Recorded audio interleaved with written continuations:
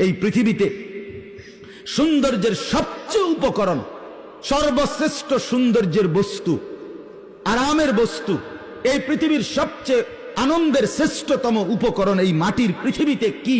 একজন হালাল স্ত্রী, একজন পবিত্র নারী। যুয়্যিনা লিন-নাসি হুব্বুশ শাহাওয়াত মিনান নিসা, এক নম্বরে প্রথম আল্লাহ বলছে। রাসূলুল্লাহ সাল্লাল্লাহু আলাইহি ওয়াসাল্লাম বলছে তাকওয়ার পরে, তাকওয়া অর্থাৎ কোন ব্যক্তি আল্লাহকে ভয় করে, এই নিয়ামত যদি কারো মধ্যে থাকে, তো এর পরে কোন ব্যক্তির 2 নম্বর শ্রেষ্ঠ নিয়ামত কি? নবী বলছে আল মারআতুস সালিহা, একজন নেককার স্ত্রী। একটা লোক নামাজি, একটা লোক রোজাদার, একটা লোক হজ করছে, একটা লোক হালাল খায়, একটা লোক হারাম থেকে বাঁচে, বুঝা গেল লোকটা মুত্তাকি। কথা বলেন না, লোকটা কি? এইবার এই লোকটার এই যে তাকওয়া, নামাজ, রোজা, হজ, যাকাত, এরপরে হারাম বর্জন, গুনাহ বর্জনের পরে তার শ্রেষ্ঠ সম্পদ কি? শ্রেষ্ঠ নিয়ামত 2 নম্বরে কি? আল্লাহর রাসূল বলছে আল মারআতুস সালিহা, একজন নেক স্ত্রী। এই যে সঙ্গী, এই জোড়া, তার জোড়াটা তার স্ত্রী, তার স্ত্রী তার শ্রেষ্ঠ সম্পদ। আদ-দুনিয়া মাতাউন ওয়া খায়রু মাতাইহা আল মারআতুস সালিহা। নবীজি সাল্লাল্লাহু আলাইহি সাল্লাম বলেন, তাম দুনিয়া আল্লাহ তাআলা বান্দার উপভোগের জন্য বানিয়েছেন, আর সর্বশ্রেষ্ঠ উপভোগের আনন্দের বস্তু হালাল স্ত্রী।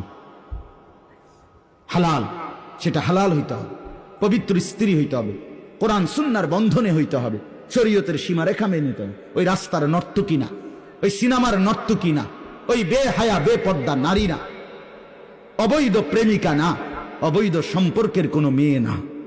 যে নারী বেহায়া, যে নারী বেপর্দা, যে নারী বেশরম, যে নারী অবৈধ সম্পর্ক করে, খোদার কসম, রাসূলের হাদিস মতে সে কোনো বেডি না, বেডির জাতও না। বেহায়া নারী এটা কোনো বেডিও না, বেডির জাতও না। এটা প্লাস্টিক অথবা ইলাস্টিক অথবা বালতি অথবা লোডা অথবা বদনা। হ্যাঁ, রাসূল বলছেন আল মারআতু আওরা, নারী বলে কাকে? নবী বলছে এক শব্দ, নারী বলে কাকে? পাউডার মাখে যে, নাকি ফেয়ার এন্ড লাভলি ডলে যে, রাস্তা রাস্তায় টোটো করে হাঁটে যে, না। রাসূল বলছে আওরাতুন, নারী বলে তাকে ঢেকে থাকে যে, নারী বলে তাকে আড়ালে থাকে যে, নারী বলে তাকে গোপন থাকে যে, নারী বলে তাকে লুকিয়ে থাকে যে। খোদার কসম এটাই বলে নারী। অতএব বেপর্দা নারী নারী না, বেহায়া নারী নারী না, বেশরম নারী নারী না। বলে তো হেবুডি গীতা, হেবুডি ডাক্তার দেখ, হেবুডি গীতা আমার কি দরকার? কথা বোঝেন নাই? নবী বলছে আমনে কোনো বেডি না। বলে তো আমি কিতা, তা আমনে না ডাক্তার দেবেন, আমনে কিতা, আমনে ডাক্তারের তো খবর লন। এই জন্য আল্লাহ তাআলা এটা নিয়ামত দিয়েছেন। রাসূলুল্লাহ সাল্লাল্লাহু আলাইহি সাল্লাম বলছেন হাদিসের মধ্যে আছে, নবীজি বলছে আরবাউন মিনাস সাআদা, এটা দারুণ হাদিস শুনেন। নবীজি বলছে 4টি জিনিস কোন মানুষের দুনিয়ার জীবনে সৌভাগ্য, 4টা জিনিস যদি থাকে কারো। 1 নাম্বার আল মারআতুস সালিহা, একজন নেককার স্ত্রী। 2 নাম্বার আল জারুস সালিহ, একজন নেককার প্রতিবেশী, একজন নেককার প্রতিবেশী। 3 নাম্বার আল মাসকানুল ওয়াসি', একটা প্রশস্ত ঘর। 4 নাম্বার আল মারকাবুল হানি, একটা আরামদায়ক বাহন, মানে গাড়ি, আরামদায়ক যানবাহন। এই 4টা জিনিস সাআদা, সৌভাগ্য। রাসূলুল্লাহ সাল্লাল্লাহু আলাইহি ওয়াসাল্লাম বলেন, কোরআনের একটা আয়াত নাজিল হইছে, ওয়াল্লাযীনা ইয়াকনিজুনা আয-যাহাবা ওয়াল ফিদ্দা ওয়া লা ইউনফিকুনাহা ফি সাবিলিল্লাহ ফাবাশশিরহুম বিআযাবিন আলীম।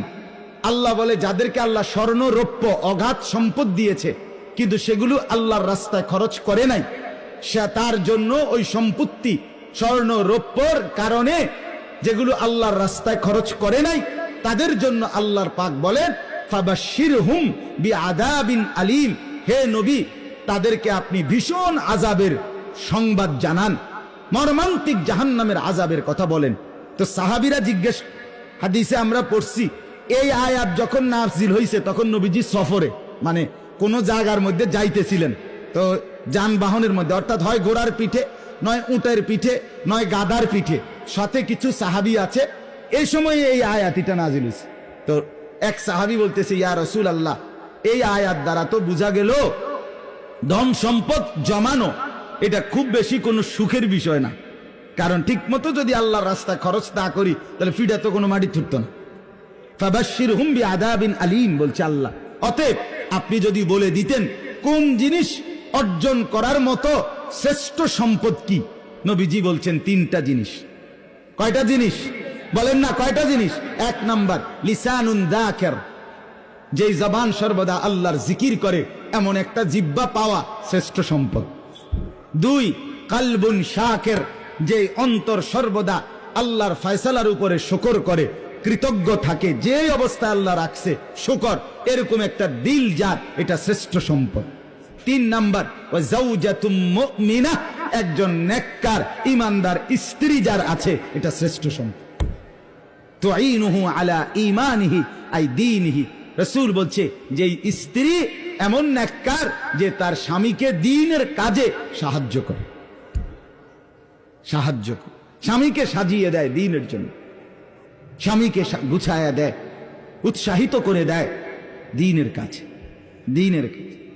হ্যাঁ, হযরত মাওলানা মুফতি আরিফ বিন হাবিব, বাংলাদেশের বর্তমান সময়ের উজ্জ্বল নক্ষত্র, বাংলাদেশের এক শ্রেষ্ঠ হাদিস বিশারদ, আলেম দ্বীন, বর্তমান সময়ের সারা জাগানো একজন আলেম। ওনার একটা বই বাইরেছে, মিম্বরের আমানত, বইটির নাম 3 খণ্ডে। এটার প্রথম খণ্ডে এই হাদিসটি সব আছে। আমি এই গত 3-4 দিন ধরে ফোর্সি বইয়ে বইয়ে গাড়ি এডি এখন আপনার শুনেন। একজন নেককার স্ত্রী। তাহলে ওয়ামিন কুল্লি শাইইন খালাকনা যাওজাইনি, আল্লাহ বলেন আমি সব সৃষ্টি বানিয়েছি, সবকিছু জোড়ায় জোড়ায় জোড়ায় জোড়ায়। তাহলে আমরা পুরুষ, আমাদের স্ত্রী আমাদের শ্রেষ্ঠ সম্পদ, আমাদের শ্রেষ্ঠ সম্পদ, আল্লাহর কুদরত, আল্লাহর দয়া। অতএব স্বামী আর স্ত্রী মিলে নেককার হওয়া, এটা আমাদের জীবনের বড় অর্জন। আসমান আমাদের মাথার উপরে, এটা দেখে আল্লাহকে চিনা। জমিন আমার পায়ের নিচে, এটা দেখে আল্লাহকে চিনা। আমার স্ত্রীকে আল্লাহর নেয়ামত, এটা দেখে আল্লাহকে চিনা। মিলে মিশে আল্লাহর গোলামি আর বন্দিগির মধ্যে গড়ে তোলা, এটাই হলো আমাদের জীবনের লাভ, আমাদের জীবনের কামিয়াবি। আল্লাহ বলেন এইবার 3টা জিনিস আমি কেন দিলাম বান্দা, মাথার উপরে আসমান কেন দিলাম, পায়ের নিচে জমিন কেন দিলাম, তোমাদের জন্য তোমাদের জোড়া স্ত্রী তোমাদের জন্য কেন বানাইলাম, লাআল্লাকুম তাদাক্কারুন, যেন তোমরা সকলেই উপদেশ গ্রহণ করতে পারো, নসিহত গ্রহণ করতে পারো, আমার গোলামি করতে পারো, আমাকে চিনতে পারো। এত বড় নেয়ামত যিনি দিয়েছেন, আমি তার ইবাদত করব না তো কার করব? মানুষ এত অকৃতজ্ঞ কেমনে হয় বাপ? আহা, একটা বন খাওয়াইছে, একদিন 1 কাপ চা খাওয়াইছে, 1 সপ্তাহ পরে তারে দেখলো, তে ডাক দিলে শর্মে হইলো, তার কথা মতো কদ্দুর তার লগে লগে যায়। একটা যদি আরেকজনে কই তুই তার লগে গেছ, গেলাম, নইলে ভাই কিন্তু এই গত রবিবার হেতে আমারে একটা বন খাওয়াইছে, 1 কাপ চা খাব, একটা চোখ শরমতা আছে। একটা বন আর কিটা, কিন্তু এরপরও তো বন। তো তাহলে একটা বনের জন্য, 1 কাপ চা খাওয়ানোর জন্য আপনি এই লোকটার কৃতজ্ঞতা আদায় করলেন। এত বড় আসমান, এত বড় জমিন, এত পবিত্র সহধর্মিনী স্ত্রী আল্লাহ তাআলা দান করার পরেও আপনি আমি যদি আল্লাহর শুকর আদায় না করি, আল্লাহর গোলামি আদায় না করি, আল্লাহর বন্দিগি না করি, আমার চাইতে অকৃতজ্ঞ, আমার চাইতে গাদ্দার, আমার মতো নাফরমান, আমার মতো জন্তু জানোয়ার আর কে হইতে? সর্বশেষ কথা হইল, আল্লাহ তাআলা বলেন অতএব বান্দা যদি এটা বুঝে থাকো যে আসমান আমি বানিয়েছি, জমিন আমি বানিয়েছি, বিছিয়েছি, তোমাদের জন্য তোমাদের জোড়া আমি বানিয়েছি, তাহলে উপদেশ যদি নিয়ে থাকো, ফাফিরু ইলাল্লাহ, তোমরা সবাই শয়তানের কুমন্ত্রণা, নফসের ধোঁকা, নিজেদের নাফরমানির রাস্তা ছেড়ে, তওবা করে, গুনাহ ছেড়ে, ফাফিরু, দৌড়াইয়া ছুটে আমি আল্লাহর দিকে ফিরে আসো। ফাফিরু ইলাল্লাহ, খুব দ্রুত আসো।